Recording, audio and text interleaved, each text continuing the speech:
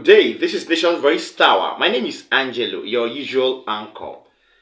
I will let a can of worms open this time around so we will know what really happened in this country and why it happened and why it's coming out right now. Alright, now I told you a can of worms was opened somewhere, and when these politicians begin to fight or begin to have issues, then lots of secrets begin to come out from wherever they have been hiding for years. And I told you nothing, I repeat, nothing can be hidden or is hidden under the sun. Okay, so this particular expose will shock you, but you have to take it because although lots of people never knew it happened this way, but we will still bring it to you so you will understand why it happened. All right. Yes. First and foremost, I would love to say precisely that if you recall, during the build-up to the election period, there were lots of, targeted presidential candidates that were called out for various reasons. Lots of people exposed lots of candidates, okay, for propaganda reasons and so on, okay. You remember when the APC Presidential Campaign Council and then the PDP Presidential Campaign Council were head over heels upon themselves, dragging themselves out, exposing lots of secrets from their various principals, all right? That was where the SPV story, the Special Purpose Vehicle story for under Atiku came out, and then that was where the certificate forgery and the drug trafficking case came out from Tinubu's side, all right? So lots of secrets were laid bare. This time around, the judgment of the tribunal as regards the just concluded Presidential Elections Petitions Tribunal has brought about the exposition of a secret that has been left dormant for years. Yes, former Vice President Atiku Abubakar opened his mouth and accused the Vice President Shettima of wittingly aiding the abduction or having a hand in the abduction of the Chibok girls that were kidnapped sometime in 2014. Let me come closer so that you know that we are up for business. Yes, recall that sometime in 2014, during the time of Senator Shettima's regime or administration as governor of Borno State, that is the time that took between 2011 and 2019. That was the duration or the span of his administration. All right.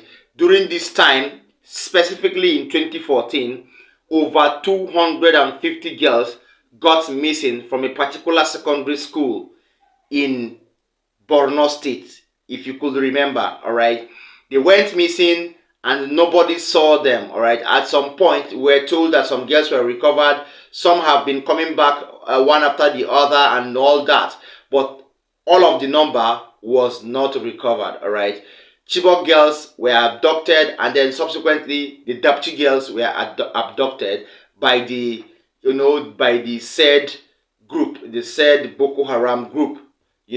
So now we have the reason why they were abducted and who had a hand in the abduction. All right. Yes, the Chibok girls have never been recovered. They were the reason why the movement for the Bring Back Our Girls was made evident and very, very viral all nationwide, even universally. All right. Lots of them have not been brought back. Lots have come back insane. Some have come back without their minds. Some have come back with babies. All right. But not even half of the number that left were recovered. We were only fed with lots of propaganda that these girls have been recovered. Okay. In the wake of that, I have a secret can of worms that was opened because of aggravated tension between the two parties, APC and the PDP, post judgment of the tribunal. And this is what we are going to be sharing right now. So Atiku has now brought it out to the general public that Shettima, the present vice president of Bola Ahmed Tinubu actually aided and inevitably had a hand in the abduction of the Chibok girls sometime in 2014. Over 250 young ladies. All right. Now, wittingly aided, according to Atiku, he said that he wittingly aided the abduction of the Chibok girls through his actions and inactions. From our source, Atiku made this known through his spokesperson Frank Shuaibu on Friday. Speaking after the presidential elections, petitions court affirmed Bola Ahmed Tinubu's electoral victory, Shettima had jokingly said he would retire Atiku Abubakar to the countryside where he would set up a livestock farm for him. All right, this was the statement of Kashim Shettima. Well, to him, he was jokingly making a statement, but this is politics. You don't make statements jokingly, all right, lest your opponent takes them with a sort of a degree of seriousness that you have never seen before, and that was what happened in this case. The PDP camp took it very seriously for this very weird statement, and the spokesperson of the PDP came out to say, however, Shuaibu was berated by Shettima's comments for speaking recklessly and lacking tact and decorum, according to what Frank Shuaibu said. Now, in response to what the vice president said about Atiku Abubakar, his principal, Shuaibu reiterated, and he spoke for Atiku when he said that. He reiterated and said, Shettima opened the floodgates of terror during his tenure as governor. Between 2011 and 2019, Borno State was taken over by terrorists completely. These were the words from the PDP camp, all right? Furthermore, Shuaibu said he ignored a security report. This is where the main issue came up. He ignored a security report about an impending attack on Chibok, which ultimately led to the abduction of over 250 schoolgirls from the same Chibok secondary school, he added. Now, let's establish the fact, all right? Now, Kashim Shettima, while as governor, came out countless times to debunk the fact that he never aided the abduction of these girls. Now, forward to many months later, after the abduction, it was heard over the news that the principal of the same Chibok secondary school was awarded or was given a position or was given a political appointment as a commissioner of education in that same state, Borno State. Now, that sounded as a rumor to everybody. That sound, even the Borno State government came out to deny that. But let me shock you. The then president, who was from the opposition party, and or from the majority party rather, and Kashim Shettima was from the opposition, the then president, President Goodluck Jonathan, asked him a question publicly when there was tension, there was political tension between these parties, and that confirmed that indeed the Commissioner of Education then was the former principal of the Chibok girls, who was not on seat the day these girls were abducted, who was supposed to be indicted or sanctioned for incompetence, for being, for being the watch under which or under whose command or under whose supervision these girls were abducted. But this woman was not sanctioned. She faced no music, she faced no punishment, but she was made the Commissioner of Education. This particular publication on your screen from The Guardian tells you that Goodluck Jonathan asked the question. Of course, as you can see, I had to delve from The Guardian. I went straight to the authentic report, to the authentic publication. You can see on your screen the International Center for Investigative Reporting. They have a very authentic reporting platform. Reported that, I read from the caption, Jonathan asks Shettima why is Chibok principal now a commissioner in your government? This was the question Goodluck Jonathan asked Kashim Shettima as governor then.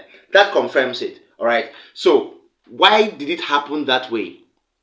Why did Kashim Shettima ignore the security report that came from these people that came from the top about an impending attack of the insurgents, or yes, of the terrorists on Chibok and on the secondary school?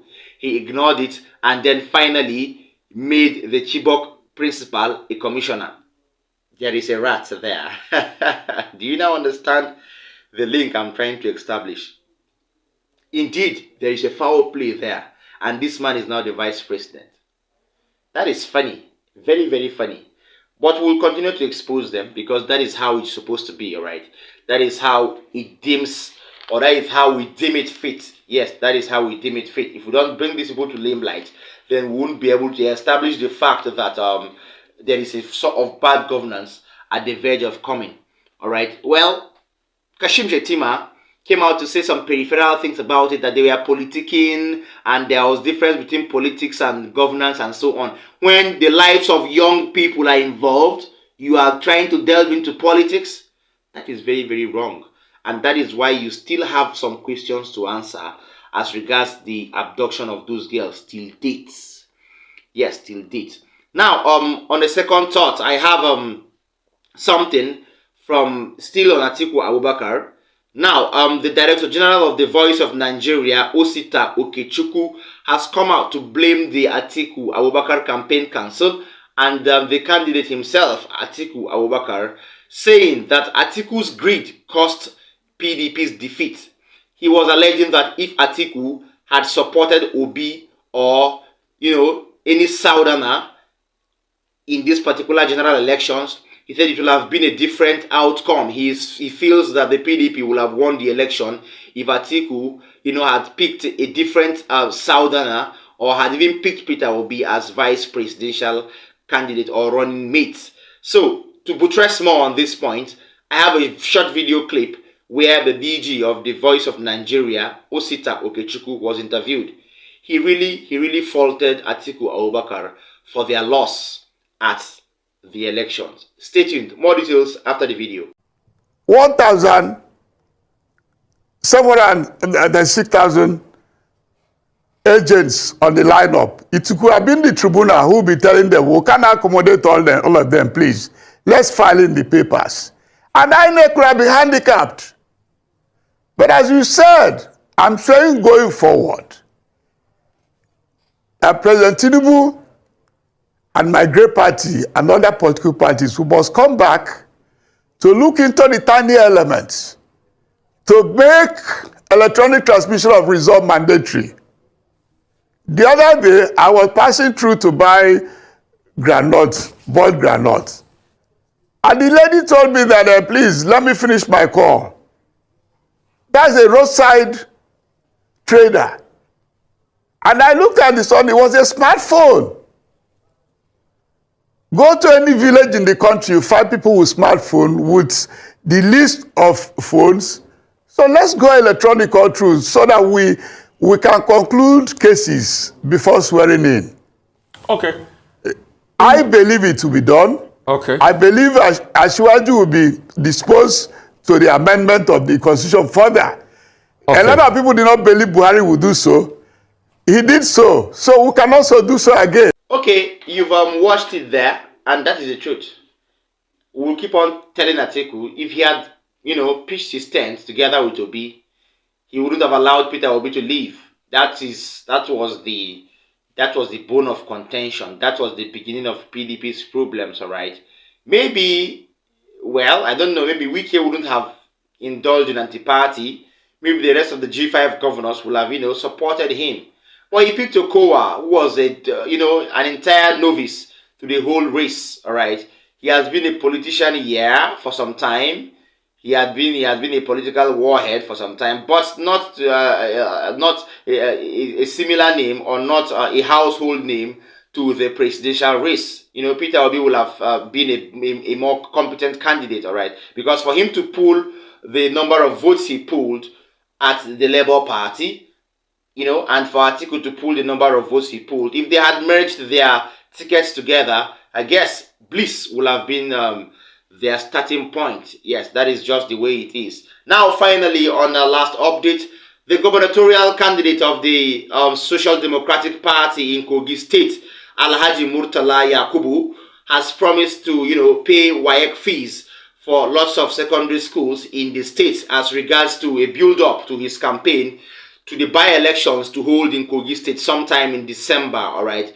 Now, aside that, during his campaign visit, a Catholic bishop also urged him to consider the pilgrims, okay, from the other religion, that is the Christianity, while he, plans to rejuvenate the state in all ramifications. Next video on your screens will be the candidate, the gubernatorial candidate of the SDP, Alhaji Murtala Yakubu, while he was, reiterating his plans for the secondary schools in the state, and while he was also on the tour, on the campaign tour in different local governments in the state. Stay tuned. More details after this break. Ankpa is like a home to me, and Ankpa is in the forefront of this our struggle. They know the problem of the state, and since 2019, they have been in the forefront on the struggle for change. In spite of the suppression of their vote in 2019, they still made a loud statement, and they are ready to repeat that statement this time around again. You see, if you remember, during the administration of the former governor Alhaji Ibrahim Idris, even though he's not an educationist, he's not a school proprietor, but he took issue of WAEC very seriously. And all through his 8 years, he did pay WAEC fees for secondary students across the state. And that's what we tend to reinvent. The resources is there, even though the pulse of the state is in a bad state now. But we'll find a way. Like I told some of my friends, we're going to draw a curtain. What has happened in the past will remain in the past. We're going to chart a new way forward. And with the experience we've garnered, with the contact we've got, money is not going to be a problem to us in executing most of the things we're promising our people. Whatever you hear me tell our people is what I know we can do. There's a World Bank asset fund on ecology. I'm going to tap on that to ensure that we reduce issue of erosion to the PRS minimum. And most of the erosion problem are man-made, and we're going to correct it. If you see, in the past 30 years, nobody have cared to follow the master plan of all these old local government. I came from Ida. Ida has a master plan, and I'm very sure Ankpa to have a master plan. But the past 30 years, all successful government have abandoned that master plan.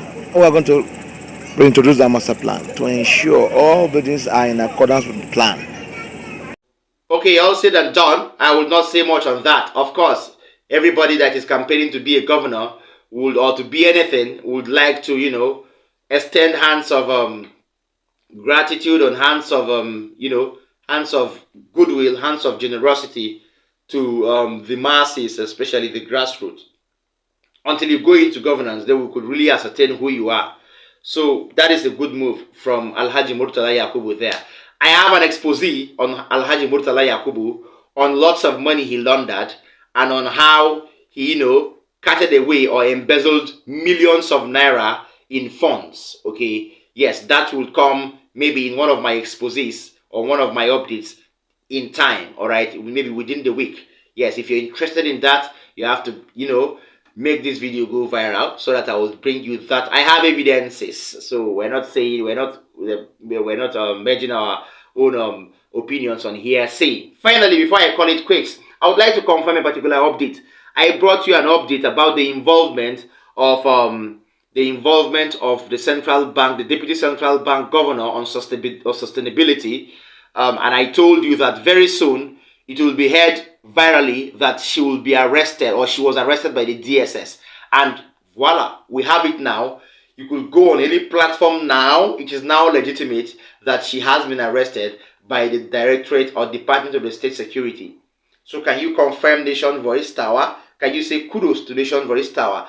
If you check this platform, you will see that there were I think the three last videos that were uploaded. One of them was talking about the CBN Deputy Governor on sustainability and her arrest by the DSS. No platform had brought you that news unless Nation Voice Tower. Right now it has gone viral that she has been arrested. That confirms it. So if you check our post, you will see that we posted that like many hours ago. I think 3 to 4 hours ago, until, in fact, like, yeah, hours ago, before lots of viral platforms now have it. Stay tuned to Nation Voice Tower, because we'll always bring you the news before you hear it from other platforms. Okay, we're the first with breaking news. Don't forget. Please like our videos, share them if you're, if you okay what we do here, and don't forget to drop a comment for us in the comment section. We need you to do this, all right? Please drop appraisals for us if you really like what we're doing, all right? Make it go viral. Share to friends, family. Tell a friend who knows a friend about Nation Voice Tower. I love the job you're doing. Okay, thank you so much. Make sure you subscribe and tap the notification bell as well, so that we'll get to link up anytime, any day. From our table, we're calling it quits. See you next time. Bye.